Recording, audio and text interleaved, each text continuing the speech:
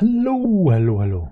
It must be Tuesday night because I'm here, and you are not there because I've jumped on early because, well, reasons. I'll tell you. I'll tell you in a minute. Nothing important.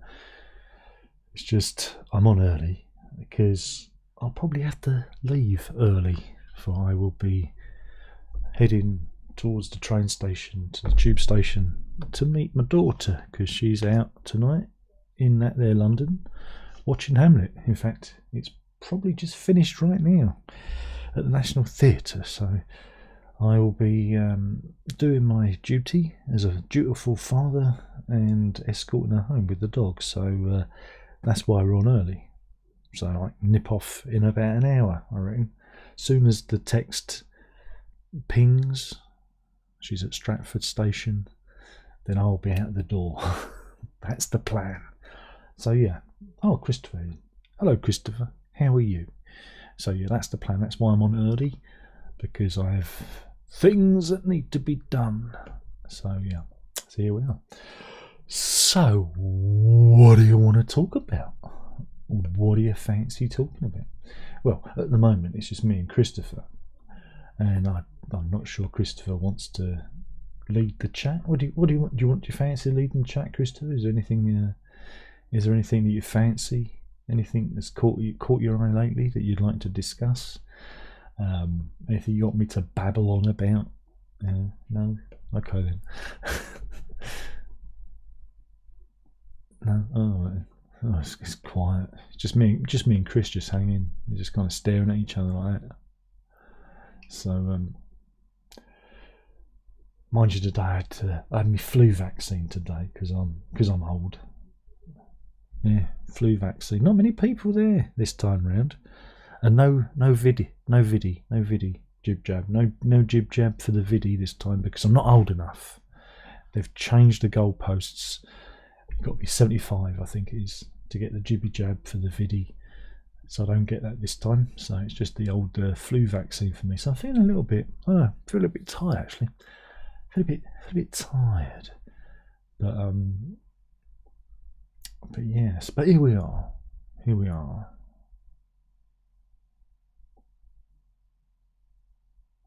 Very, very, very quiet there tonight. Is anybody out there? Chris says, what are we making of the ongoing Prince Andrew fiasco? I don't fucking care. Does anyone really care? Or do we have to pretend to care? Do we have to really give a damn about any of it? Right. Here goes, right? Go back to the beginning. It all begins with Robert Maxwell. Robert Maxwell, owner of the Daily Mirror, used the pension fund for all sorts of things. Thing about Robert Maxwell is he was a secret agent. He was a double agent, maybe even a triple agent, not quite sure. And and worked for Israel, probably Mossad. So he was controlled. And one day he decided to go for a midnight swim, except he didn't, because somebody banged him on the head first, because when they discovered his body floating in the ocean, he'd had a head injury.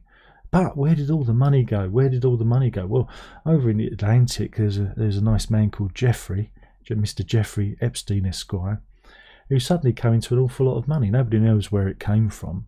Nobody knows where this money came from, but he became a financier, and he wasn't particularly astute at the finance game, but he had all this money. And then, Ghislaine Maxwell turned up in his life. It's all funny, these things, and we all know how that turned out. And he had an island which he used as a honey trap, to trap many powerful person, because links to Mossad, and the rest of the Maxwells, they all work in like intelligence and artificial intelligence and cyber security now. Do you know? Yeah, and it's all linked. And then you've got was it Giffrey? Was it Virginia Giffrey, whatever her name is? She was one of Epstein's madams, who was basically she was just an escort. She was paid well. but you know, they'll say that she was a victim. Epstein paid her very well. She travelled the world. It paid for her education. She did all the things she wanted to do. You know, but hey, there's still money to be made. She got paid 12 million quid hush money from Andrew, who stumped her a few times, along with many famous people, I imagine, that's on the list, because that's what people with lots of money do. It's not for us. It's not for normal people, because when you've got all the money, power, and influence in the world, that's what you do. There's always sex, drugs, and/or rock and roll, and so that's where we're at. She killed herself. But sad, very sad. She also faked a car crash before that. It was very interesting. She was a very interesting, complicated character, was old Giffrey. But she was being sued. She's being sued before her death by two women, both of them associates of Epstein. One of them, she thought she was his girlfriend. She used to go to his apartment and they'd spend time together. And then one day she bumped into Giffrey and went, "What are you doing here?" And she said, "Well, what are you doing here?" And that's when she found out that Epstein was doing the things that she was doing. But then Giffrey accused her of being a madam for Epstein, which she wasn't. So she sued her for libel. And that case was about to be heard shortly before she dispatched herself. There's also another woman who claims that she was actually recruited by Giffrey, who was also taking her to court. But you won't hear about that case very often because that's been made to go away. So, yeah, she was a problematic character, but she liked to make money. But hey, where's all the money gone? She hasn't got any. Her money's gone. The 12 million that Andrew paid her, where did it go? It's gone. When you lie with dogs, you catch fleas. That's the thing. Andrew has always been led by his dick. He was called Randy Andy in the press, in the glorious siblings. But then when you look at other royals, like Princess Anne, I mean, crikey, even Eddie, you know, they behave themselves. But here we are. So, yeah, I don't really care about any of it. They're all awful people, and it doesn't bother me because, you know, this is what awful people do, and it goes on all the time. You know, and that's it. And unless they take Andrew, and I've said this before, unless they take Andrew to court and they prosecute him,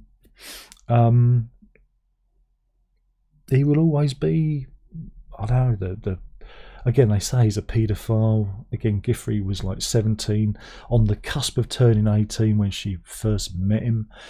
You know, and again, attitudes were different years ago about the sexual mores of old men going with younger women. Yeah.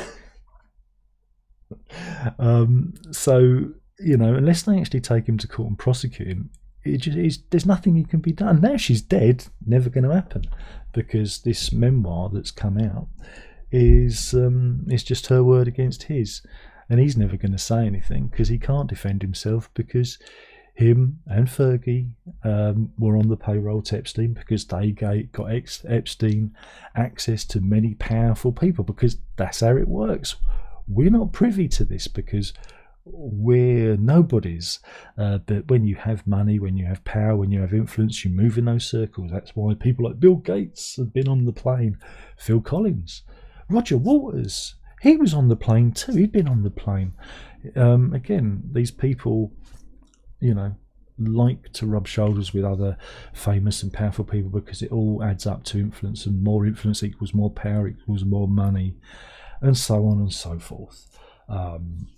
But yeah, that's what I think. I don't really care because it's always gone on and it always will go on. And people are losing their mind over it when, I don't know, there are potholes in the road that need fixing. So there you go. But again, people like you and me who are watching this, we wouldn't get involved in this. We go, not bloody likely. Well, maybe you would because you're weird and perverted, but I wouldn't. I'm not interested in any of that. But then I don't have any power or influence, you see. And if I did have any power and influence, I'd have people who would keep me safe, who'd actually say, oh, that's a wrong one, you know. Because if you have that level of power and influence, surely you'd have, you know, some like a security officer or somebody who say, look, that one's okay, that one, well iffy, you know. And if you haven't got that, well then you're kind of asking for it, aren't you? You've got to be very, very careful and very, very cynical about the motives of people out there.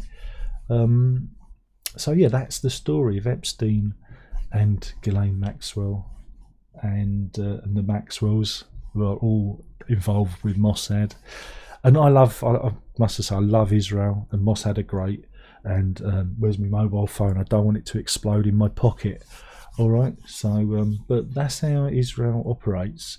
They're very powerful, and they operate like this because of what happened during the Second World War, because they are never going to be victims again. So they make sure they know their enemy well. And that's why they collect all this information and have these, you know, again, it's like stuff that happens in James Bond, you know. It's like the Mata Hari thing where, you know, they get information, they find your weakness and they get information. Now, again, for me, what Epstein would have done, he would have flown me out there, and he would have had like a guitar shop built on Epstein Island. It would be full of incredibly vintage guitars, and it'd have lured me in that way, because that's the only way you can get to me, I'm afraid. So you know, that's how it'd work if I was a man of influence and power. It'd be vintage guitars, I'm afraid, or any guitars for that matter. So yeah, hopefully that's answered your question. You know, should you care? No. Does it change anything? No. Does it matter? No, because we're not privy to it, and we shouldn't be. That's how the powerful behave, all right? So you can sleep in your beds tonight and not worry about it, all right? But don't worry, Giffrey did well out of it. She travelled the world. How do you think she afforded, you know, her properties in Australia? You know, she was pretty canny. She knew what she was doing, you know. And that's not to say it's terrible. It is. It's all terrible, you know, but you know, that's it. That's where we're at. Humble says, nailed it. They're awful people. Couldn't agree more. But it's the truth of it, you know. Lila says these millions are on another planet to us. Exactly. We're like amoeba to them, you know. We live very simple, easy lives compared to those people.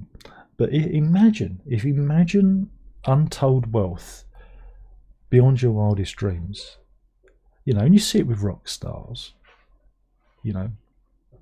What does it do? It perverts you. I mean, look at Ian Watkins, our favourite rock star, who sadly passed away recently. I'm being facetious. Again, there's a guy who had everything at a very young age given to him, and it corrupted him. Started off straight edge, very straight edge performer, no drugs, no alcohol, but got corrupted by the industry. Next minute he's got a crystal meth habit, and if you're on crystal meth, that completely removes all your inhibitions and you get to act in criminal ways pretty damn quickly. But it's on a different level, you know. A lot of people, we're doing, you know, whatever it is we do to survive, and you know, when you move up the various league tables, various temptations present themselves because people get bored. You know, the money, the fame, the adulation, the influence, the whatever, it's not enough. So lead a simple life, you know. Lead a simple life, that's it. But I mean, no, Andrew, I mean, really what he should do, I mean, I don't, you know, King Chuck can't take his princeness away from him. He's got to kind of abdicate. He's got to do an Edward and actually step down and abdicate his title, I believe. And really, that's what he should do. He should look at his poor, beleaguered brother and the rest of the family and just say, you're right, you got me, I'm off. But he can't do that because he is an incredibly arrogant and awful person. He is probably the worst. He is the worst of the royals, and that's why all this has happened to him. You know, This is what's happened to him because he thought he could get away with it. And again, Fergie herself, his missus, was on the payroll. You know, they were saying, "Oh, Epstein's a bad fellow," publicly, but then privately going, "Sorry, Jeff. You know, I'm only doing it to cover my arse. You know, we'll meet next Tuesday." You know, so you know, like I say, it's a different world to us, right? Lila says, and it sells a book. Oh yeah, do buy the book. I shall put an Amazon link, an affiliate link, so I can make a micro penny out of this whole tawdry and sordid palaver. Again, it's not something. I mean, I've read about it in the past, and yeah, Epstein was. Well, again, I don't know how he has the strength. I mean, crikey, according to all accounts, he was basically priaptic. You know, he's a walking erection. And am I allowed to say walking erection on YouTube? Oh, blimey, I've just done it. And you know, as a 54-year-old man, you know, even as a young man, you get bored with it pretty soon. You know, I do it a couple of times. Like I said, me and my son had sex twice, 2 kids. You know, that's how it works. You know, but I don't know how these men. Or all these deviants, to be honest, they seem to be focused on one thing, and it's sex and the pursuance of it, and I don't understand that mentality, because it must fill your mind. It must just like be the thing that kind of puts the fire under your arse. And you know, when you get up in the morning, and I don't know, you got to take the dog for a walk, or make sure the kids are ready for school, you know, or if you're running a business, or you've got to do the 9 to 5, you know. That's very often the last thing on your mind, because you have other things to deal with. But again, if you've got all the money in the world and all the influence, then I guess it takes you to those places, and those dark parts of you remain unchecked. Whereas I think because the rest of us are members of a society that keeps us held down, and you have to, like I say, make ends meet, you can't necessarily pursue your darker sides. Not that we would, but again, money and boredom are very powerful things, aren't they? Influence is a powerful thing. And you know, you read these stories and you just go, blimey. Well, I do. I just go, blimey. You know, wouldn't you just get bored with it? You know, but that's what, again, all these deviants. There's a lot of deviants out there. You know, I sound like an old Puritan, and I'm not. You know, I'm not a Puritan at all, but I think the world has taken a very strange turn, and it's the internet's fault. It's all the internet's fault. Andrew's in. He says, "Hi, Darren," and so's Clive, and Randy Andy. Yeah, indeed, Randy Andy. Again, do look up the spitting image.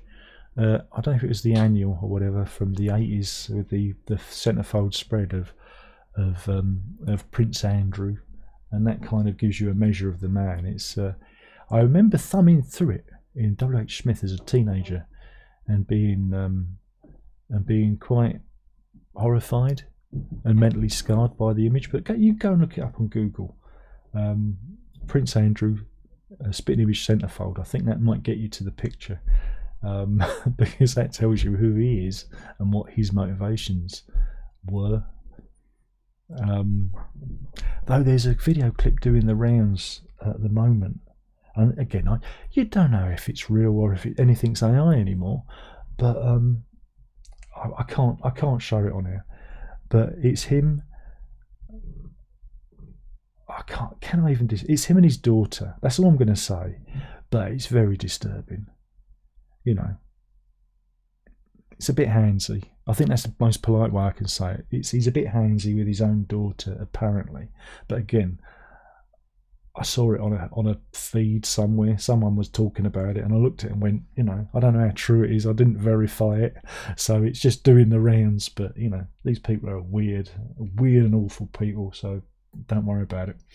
Lila says, I do think though, Darren, that if you had millions, I doubt you'd get up to all that kinds of malarkey. Would I get up and? No, I wouldn't. No, I'm a pretty boring kind of guy, and that's the thing. I'm dull. I think it helps if you're, you know, I'm dull. But again, if I had millions, right? Again, with a lot of this thing, it's all about power. And if I wanted to stump around, as a multi-millionaire, there are a few issues there. One, you're a multi-millionaire, you might be famous. So there's only like anyone you get involved with has the possibility of like selling a story or going to the press. So you've got to buy it. You've got to buy the train. You've got to have transactional sex, because that way it's the you know the unwritten rule that, you know, this is a transaction and you keep stum. That's how you do it, isn't it? I suppose. I wouldn't know, but if you've got that much money, wouldn't it make more sense just to, you know, get people in who are on the payroll, who understand you, rather than that? But again, it's all about power. And again, it is about power because it's about controlling people and getting people on side by blackmailing them. So, you know, it's all a head fuck, to put it politely. But luckily, I'm never going to have lots of money, not while I've got an hole in my arse. So, you know, but I put the lottery on tonight. Put the lottery on. It's 34 million. So if I'm not here next week, I've either I don't know, won the lottery, or I don't know, something else has happened. Runscoot says, "Hot dog Andrew, indeed, it mentally scarred me." Andrew says, "I'm nearly famous." Why? What have you been up to? What have you been up to, my friend? But yeah, I mean, I'm sick of hearing all of this. I'm sick of hearing a lot of stuff in the news. The news just seems to be a continuous cycle of the usual, you know, topics, and yeah, I'm bored. I'm so very bored. I mean, even Daily Mail, right? You go on the Daily Mail website, there are no stories of people sticking things up their bottoms anymore. And where are the performing animals? Where are the animal stories? It's all the same old, if you know what I mean. So yeah.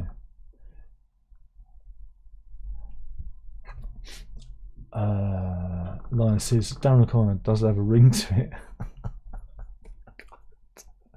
It'll be fun for all the family. It'll be just like I said, a giant guitar shop. There'll be just guitars littered everywhere. On the beach, there'll be just guitars in the sand, you know, discarded, I don't know, Genesis box sets just strewn everywhere. It'd be pretty it'd be pretty sordid, you know. It'd be well fingered vinyl records, just, you know, just in the sand, been with the waves lapping over, and people would be going, "Oh God, you can't leave a piece of vinyl like that in the sun." You know, that's how they get me. That's how they bring me down. Darren Locke abuses records. That's how they bring me down.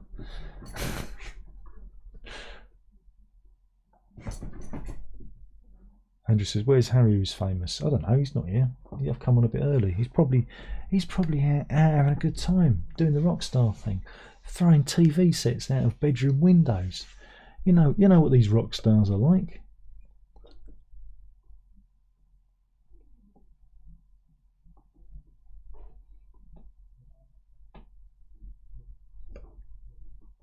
So yeah.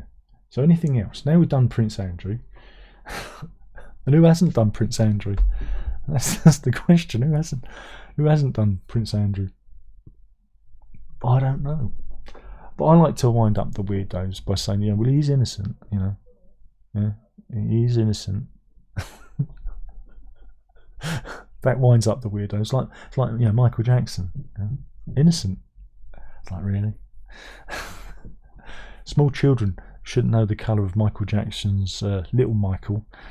But here you go, perfectly normal behaviour. If you own a Bubbles named, you know, was it Bubbles the chimp, and you have your hair styled like Disneyland, you know, weird vibes. But he died. He's innocent. Costs a lot of money though. Yes. Jimmy Savile, another one, died innocent, and it winds them up. It winds up those with very little brain, very tiny little brains. They don't get it. They don't get the humour of the situation. You know.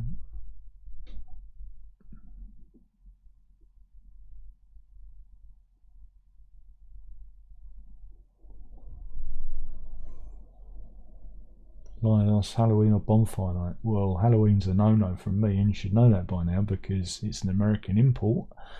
Again, for 364 days of the year, we say, kiddies, don't take sweets from strangers. And then one night we go, go on, why not? You see that guy wearing a funny mask? Take some sweeties off of him. It'll be perfectly fine. So it'll probably be bonfire night, but you know, I don't observe it like I used to because our garden's over there somewhere, not actually attached to the property, so I don't let it in. It's close to other, you know, it's like backs onto a block, so can't really let the rockets off. But in the old days, yeah, light a bonfire, so let some rockets off. It was good, it's good fun. Baked potatoes, oh, those were the days. Renee, I don't know, I think we're on too early for Renee. Yeah. Andrew says there's a new film about Bruce Springsteen. Any interest? Not really. I don't know if it was on the telly. If it was on the telly and I turned over and it just started, I might watch it. But I wouldn't say I'm a Springsteen fan, you know, because it's very, you know, very gung-ho American, and it's like the Beach Boys culturally. It doesn't gel. I mean, my favourite Bruce Springsteen song is Philadelphia, Streets of Philadelphia, which is the most un-Bruce Springsteen song he ever did, and I really like it. And that's the only one of his I really like, you know. See, what I'm doing is I'm talking to you whilst very, very carefully. Did you see that? Did you see what I did there? She doesn't even realise what I've done. She doesn't realise I've just got to adjust the brightness because we've got the auto white balance. Oh, sorry, the auto exposure on. So let's see if we can get some. Ah, here we go. You can see the mess. You can see the dog toys and the various copies of Monopoly. Wait a minute. Sorry. You need to see all the copies of Monopoly. There you go. Up there. But there she is. She doesn't even realise. Oh, she spotted it. She spotted the camera. She's looking at it. She's trying to figure it out. You're getting some very good quality dog cam. It's very good. This is the best dog cam we've had in a long time. I'm going to move it a little bit closer. There you go. There we go. That's oh, she's off. She's off. We had a good run. We had a good run there. We had a good run. Hey. Oh, anyway, also on Darrenlock Island, full of border collies, more border collies than you could imagine. There'd be just hundreds of them, tennis balls as far as the eye could see. It'd be quite delightful in a mad, manic way. Christopher says, massive Springsteen fan, can't wait for the new box set on Friday. Electric Nebraska should be amazing. I don't know what any of that means, but I'm sure you're going to love it. Dog cam, yeah, we did dog cam. It's good, yeah. It was not bad. But yeah, for those of you who didn't come in early, I'm on early. For those who didn't come in early, I started about 10:05 because I was putting my boots on. I was explaining that I'm going to zip off, I don't know what time, 11, 11:15, because my daughter's at the National Theatre watching Hamlet. It's finished by now, so she should be heading home. And as soon as she gets close, she's going to text me and I'm going to take the dog and I'm going to meet her at the station, because that's what dads do. That's what I do, and that's my job. So that's why we've rescheduled the evening, you know. So there's no pedo island for me. I've got to pick my daughter up from the station. You see, that's the difference between me and Jeffrey Epstein. See, that's the difference. That's the kind of excitement I get in my life. It's the running over to the local tube station at whatever time. Let's hope it's not raining. No, oh, that's good. It stopped because it was raining earlier. And yeah, meeting my daughter, and then walking back again. So, so I'm having a pretty exciting day because this morning, like I said, I had my flu jab. That was exciting. And then we round off the evening with a mad dash to the tube station. So, hey, living on the edge, man. I'm living on the edge. Andy says, I like it early, Darren. Better time. Yeah, I know. It's hard. It's hard when you have a family, when you have a normal life, and you're not a young YouTuber who can do it all day, every day for 16 hours a day, and get millions and millions of subscribers. If you're like me, who's like I say 54, and gets a little bit tired by, just thinking, then you get it when you get it. You get it when you get it. All right. Lyle says, lovely podcasts of young people saying how culturally wrong the Bond movies are. They're practically in shock. Well, young people are stupid. They're incredibly stupid because they're young and they live in a monoculture. They're not like us. I don't know how you are, Lyle. I imagine you're in your 70s. If you're watching this, you're probably in your 70s, right? But when I were a lad, there were only 3 channels on television. There wasn't much TV to be had. And if there was a summer holiday or school holiday or whatever, there would be films on, there'd be musicals on, there'd be all sorts of war films, all sorts of, I didn't watch the war films. We had a kind of no war film policy in our house because both my grandfathers had been, well, one of them had been through both world wars and the other one was in the Second World War, so we had a bit of a no war film policy at my grandparents' house. But I'd watch everything. So I've watched all the old black and white comedians. Harold Lloyd being my favourite, Chaplin, Laurel and Hardy, Buster Keaton. Did all that stuff, absorbed all that stuff. Will Hay, all those classic comedies, Norman Wisdom, everything, sucked it in. Love musicals because there was music in it. So I've watched everything, you name it, from Oklahoma to, whatever. Sucked it all in. West Side Story to Xanadu. You Can't Stop the Music, Village People, in it goes. Grease 2, I don't even mind that one. So absorbed an awful lot of media, from different eras. So and then read all sorts of things. I read all the classic literature before I was 10, because that used to be in the library. I'd take a book home. Oh, Alexander Dumas, don't mind if I do.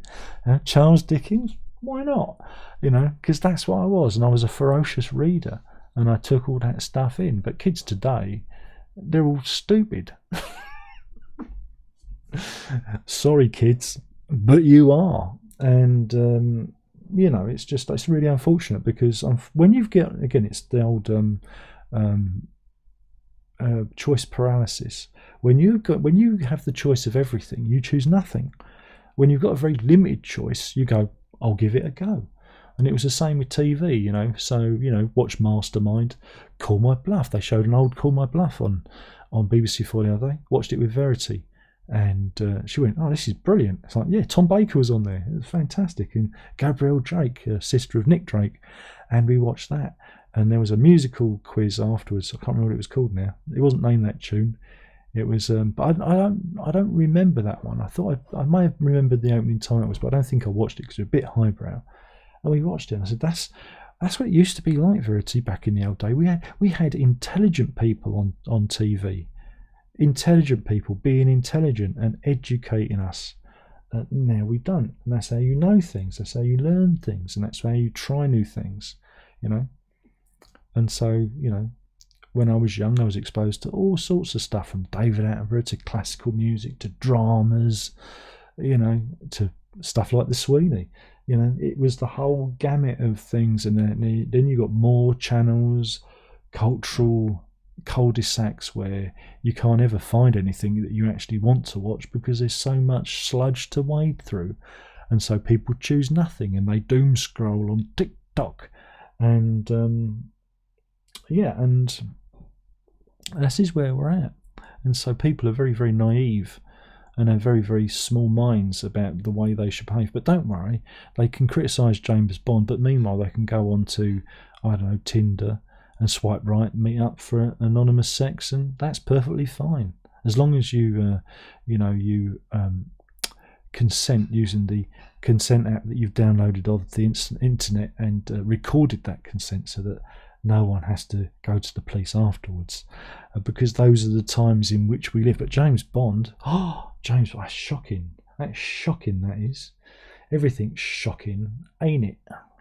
But we live in strange, stupid times. Face the Music, that was it. I couldn't remember the title of it.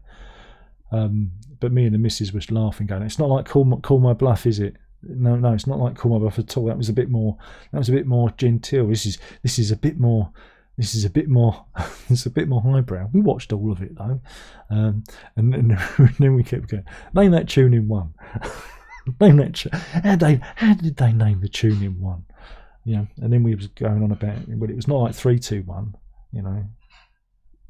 Trying to get the quiz questions right on 3, 2, 1 with Ted Rogers. Payne's in. He graces us with his presence. He's popping in and saying, hello, how are you? You all right? Good.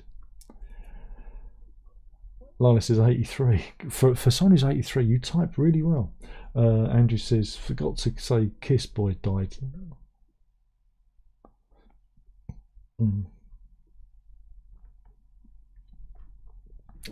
I love it when people talk about the band Kiss. I shrug like this and go, because in the UK we only know Kiss from those songs that they released in the 80s. God gave rock and roll to you. It wasn't even their song, it was by Argent. So that's a shame, I suppose. But the guy from Limp Bizkit died.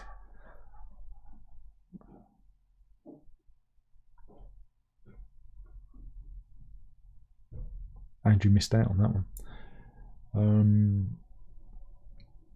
Sty says evening. So yeah, I'm kind of just waiting. I'm waiting for the little bell to ting for me to run out. Payne says, I wonder how many hurt their fingers trying to do the 3, 2, 1 thing. Yeah. But I remember Saturday night watching that and just thinking, oh God, here we go again. Here we go again. As a kid, I found it utterly irritating. And it was no bullseye, was it? It was no bullseye. A strange confection for television. But the people loved it. I never really understood it myself, because it was always the wrong answer, no matter what answer you gave, Yeah.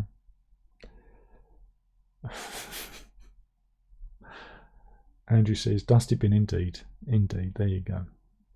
Just think, somebody out there has a dusty bin on their mantle. Well, I imagine that I imagine that people have died, right? And people are clearing their things and they find a dusty bin in their belongings, because, none of us are getting any younger. And people look at it and go, oh, I wonder what that is, before tipping it into the bin bag and throwing it in the truck marked landfill. Payne goes, the clues would defeat the best of Bletchley Park. Indeed, none of it made any sense. They did used to show the repeats on Challenge, I think it was. But yeah, if you are not of that generation, do treat yourself. Go. I double dare you to go and treat yourself to an episode of 3, 2, 1, and then come away from it going, what was that? What did I just watch? It was televised insanity. But there you go. But the dancing girls are always good. That's why we watched it. We watched it for the dancing girls and dancing men as well. It was always. No, you don't get enough of that on TV. Don't get enough of that TV anymore. Sty said, Bullseye was ace. Let's have a look at what you could have won. In one. See, I used to do an impression. When they used to do the prizes at the end. Into a Bully special prize. I used to do that, and it used to annoy my mother. Every week it was on, I'd do it, and my mother would say to my nan, "Stop him! He keeps talking over it." And my nan would be laughing, And she goes, I can't stop him. And I just do it all the time because it annoyed my mother. I was in my 20s then. Well, yeah. Well, yeah, it was still on then in my 20s, but well, the missus was there. She witnessed it, so yeah, I must have still been doing it when we was going out with the missus, because she remembers fondly me doing it. Do Tony Green. Oh dear. Yeah, but I'm taking my socks off this time. What else? Where are we? Andrew says, another awful one. Bullseye. How dare you, Andrew? How dare you? That could get you a lifetime ban talking like that. Great, smashing, super. Boss Fairholm. It was great. Lila says, no. We never watched that. In our house, it was a no-no. It was always weird. And if you watch that show... No. It was funny. When me and the missus, we went on like our first holiday together, and I went with my grandparents. We went to the picturesque Isle of Jersey in the Channel Islands, and we were going through town, and I could see what was up ahead, and I said to the missus, "Oh wow, you're going to love this." And in the town centre, just by the Marks and Sparks, I think it was in King Street or whatever it was, they were doing a little presentation to promote a show that was running at one of the local hotels or theatres. And yes, it was the Black and White Minstrel Show.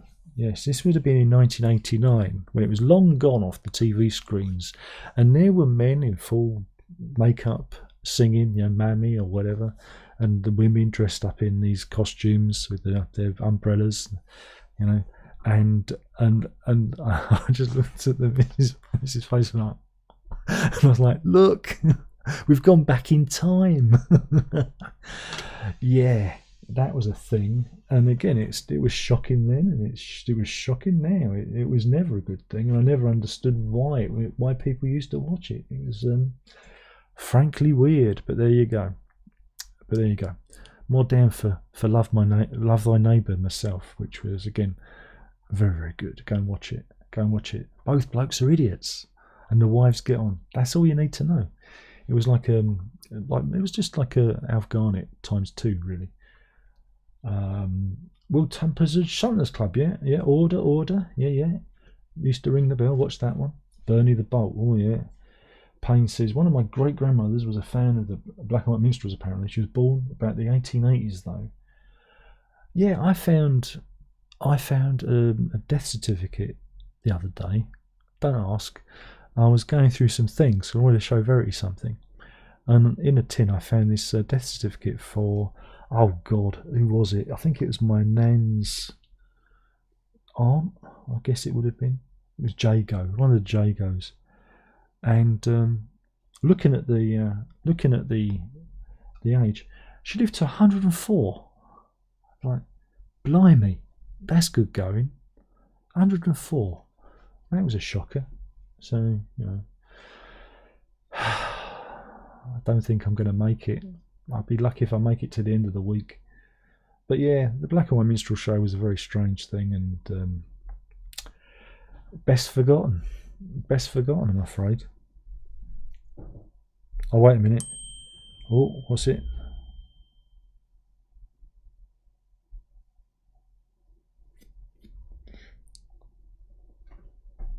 The train one only goes to Loughton. Though I might have to switch to Debden. I'll let you know when I get to Stratford. Oh, wait a minute. I need to.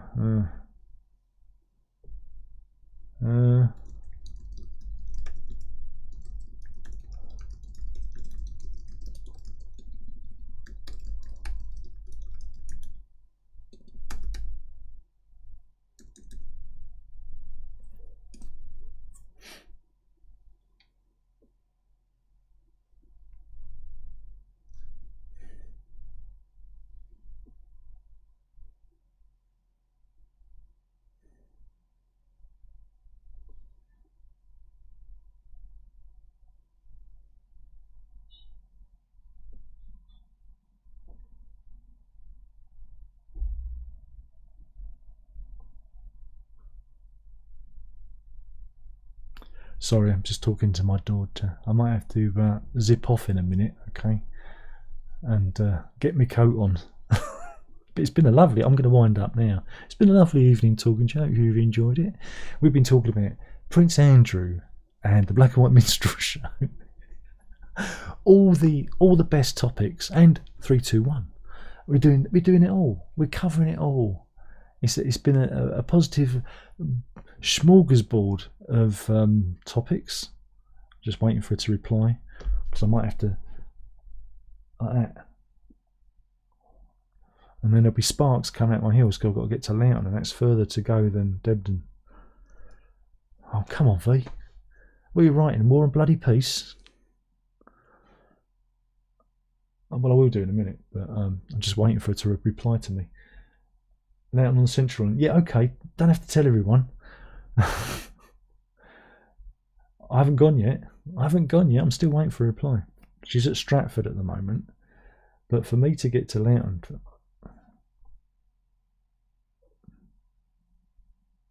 She's probably gone under the tunnel. I'm not going to make it to Loughton. Oh dear. Oh well. We'll never know. She's probably gone under the tunnel from Stratford. There's a tunnel from Stratford to Leighton, and so there's probably no mobile signal then. We can track her. I can get my mobile and we can track her where she is. Sty says, been great to join right at the end. Well, I haven't gone yet. Look, I've been on here since 5 past. I've done 47 minutes. I'm surprised I was on this long. I'm just going to get me mobile. Won't be a minute.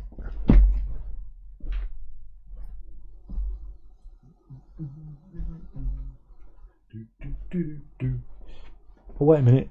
Sorry, took long to send. Tunnel internet, yeah.